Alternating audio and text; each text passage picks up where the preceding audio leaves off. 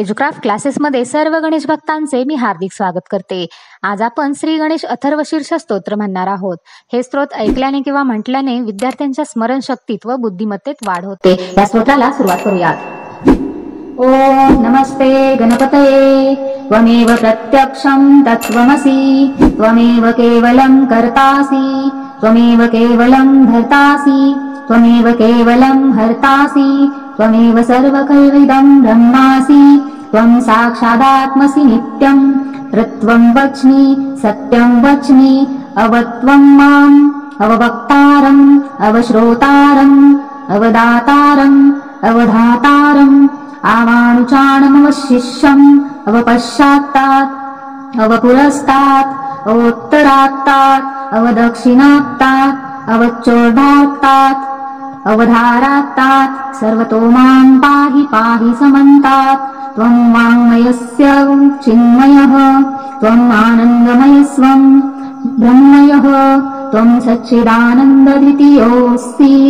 त्वं प्रत्यक्षं ब्रह्मासि त्वं ज्ञानमयो विज्ञानमयोऽसि सर्वजगदिदं त्वो जायते सर्वजगदिदं त्वं तस्तिष्ठति सर्वजगदिदं त्वं निलयमेष्यति सर्वजगदिदत्वं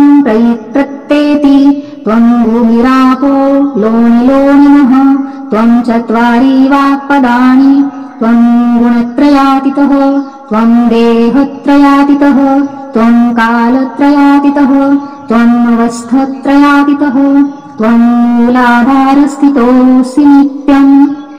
त्वं शक्तित्रयात्मकः त्वां योगिनो नित्यम् त्वं ब्रह्मा त्वं विष्णुं सरुद्रं त्वम् इन्द्रमस्वम् अग्निस्तवं वायुस्त्वं सूर्यस्त्वं चन्द्रमास्त्वं ब्रह्मभूर्भुवः रोमः गणादिं पूर्वं चार्वर्णादिदं नन्तरम्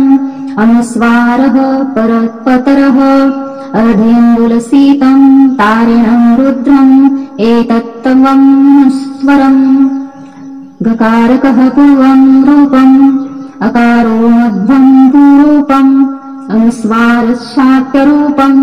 एकदन्ताय विद्महे वक्रतुण्डाय धीमहि त्रयोदन्तिः प्रचोदयात् एकदन्तचतुर्हस्तं पाशं कुशधारिणम् रदं च वरदहस्तैर्निर्भानं मूषकध्वजम् एवं ध्यायति यो नित्यं स योगी योगीनाम्बरः नमो व्रातपतये नमो गणपतये नमो प्रथमपस्ते नमस्ते अस्तु लम्बोदरं एकदन्ताय विघ्नाशियस्य वसुताय श्रीवरदमूर्तये नमः एतदथर्वशीर्षस्योदिते स ब्रह्म भूया कल्पते स सर्वविघ्नैर्न बाध्यते स सर्वतः सुखमेधते स पञ्चमहापापप्रमुच्यते सायमधीयानो दिवसकृतं पापनाशयति प्रातरधियो रात्रिकृतं पापनाशयति सायं प्रातः प्रायुञ्जानो अपोपापो भवति सर्वत्राधियानोपविघ्ना भवति धर्मान्धर्थकाममोक्षं च विदन्ति सहस्रावर्तनात् यं यं कामधिते तन्तमनेन साधयेत् अनेन गणपतिभिषिचति स वाग्मी भवति चतुर्थ्यामन्निशं जपति स विद्यावादं भवति इत्यथर्ववर्णमाक्यम्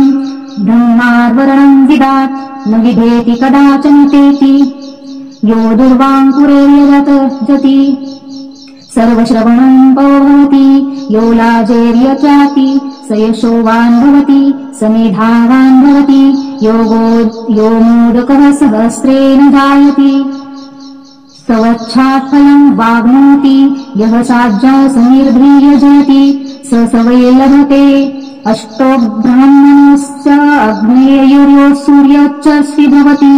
सूर्यमेहा महानद्याम् गतिमास्तरणोर्ध्वो वाजपत्वा सिद्धमन्त्रो भवति महाविघ्नात् प्रमुच्यते महादोषात् प्रमुच्यते महापापात् प्रमुच्यते स सर्वविद्भवति एवं वेद इत्युपनिषत् ॐ भद्रं कर्णेभिः शृणुयाम देवा भद्रं पश्चिमाशर्णीचात्रः स्थिरं वेस्ति स्पुषाणं विवर्मषेमं देवं महितं वदायुः स्वस्ति न इन्द्रो वृद्धश्रवाः स्वस्ति नः पूषा विश्ववेदाः स्वस्ति नास्ताश्वस्तिनीः स्वस्ति नो बृहस्पतिर्दधातु ॐ शान्तिः शान्तिः शान्तिः। धन्यवाद।